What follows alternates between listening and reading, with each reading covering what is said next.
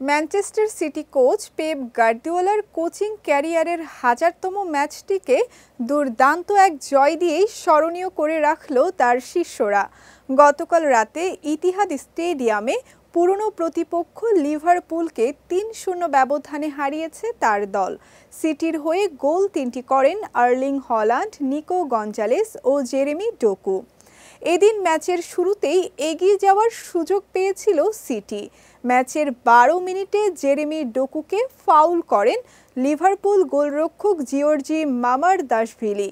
VAR দেখে পেনাল্টির বাঁশি বাজলেও আর্লিং হল্যান্ডের শট দারুণভাবে রুখে দেন লিভারপুল গোলরক্ষক মামারদাশভিলি। তবে পেনাল্টি মিসের হতাশা ভুলতে সিটিকে বেশিক্ষণ অপেক্ষা করতে হয়নি।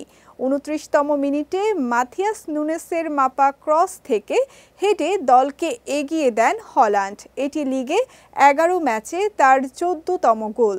প্রথমার্ধের যোগ করার সময়ে নিকো গঞ্জালেসের শট লিভারপুলের ডিফেন্ডার ফন ডাইকের পায়ে লেগে জালে জড়ালে ব্যবধান দ্বিগুণ হয়। এদিকে বিরতির পর ৬৩তম মিনিটে জেরেমি ডোকুর চোখ ধাঁধানো এক গোলে সিটির বড় জয় নিশ্চিত হয়। আর শেষ মুহূর্তে কয়েকটি সুযোগ পেলেও কাজে লাগাতে পারেনি লিভারপুল। ফলে ৩-০তে লিড ধরে রেখে মাঠ ছাড়ে ম্যানচেস্টার সিটি।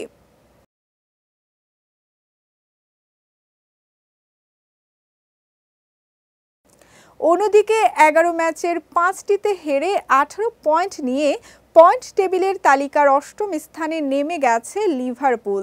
আর সমান ম্যাচে সপ্তম জয় পেয়ে ২২ পয়েন্ট নিয়ে দ্বিতীয় স্থানে সিটি। আন্তর্জাতিক বিরতি শেষে ২২ নভেম্বর লিগে নিউক্যাসলের বিপক্ষে খেলবে সিটি। একই দিনে লিভারপুল খেলবে নটিংহাম ফরেস্টের বিপক্ষে।